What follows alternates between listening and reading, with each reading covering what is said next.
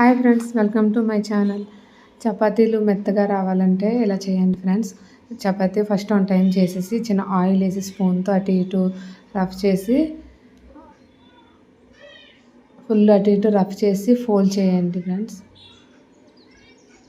చూడండి friends, fold చేస్తున్నాను. అలా ఫోల్డ్ చేసి పక్కన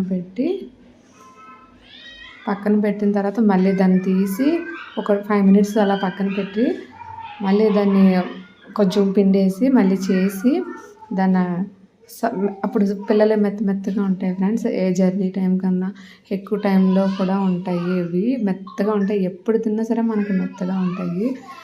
మనం నార్మల్గా చేసుకుని తింటే అవి కొంచెం ఎలాగైనా లేట్ అయ్యే కొలది గట్టిగా ఉంటాయి. ఇలా ఆయిల్ వేసి ఇలా ఫోల్డ్ చేసి ఇలా చేయడం వల్ల చాలా మెత్తగా ఉంటాయి ఫ్రెండ్స్. పిల్లలు చక్కగా తినచ్చు ఇష్టంగానే. నేను మా పిల్లల కోసం ఇలాగే చేస్తుంటాను ఫ్రెండ్స్.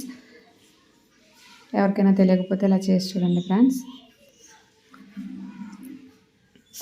ఆ ఫోల్డ్ చేసి మళ్ళీ దాన్ని చపాతీ చేసేసి చూడండి ఫ్రెండ్స్, పెనం అదే అట్ల రేగమే వేసాను ఫ్రెండ్స్. వేసేటప్పుడు కూడా చూస్తే తెలిసిపోతుంది, మెత్తగా కనపడుతున్నాయి. ఇవి పొరల కింద డివైడ్ అవుద్ది ఫ్రెండ్స్.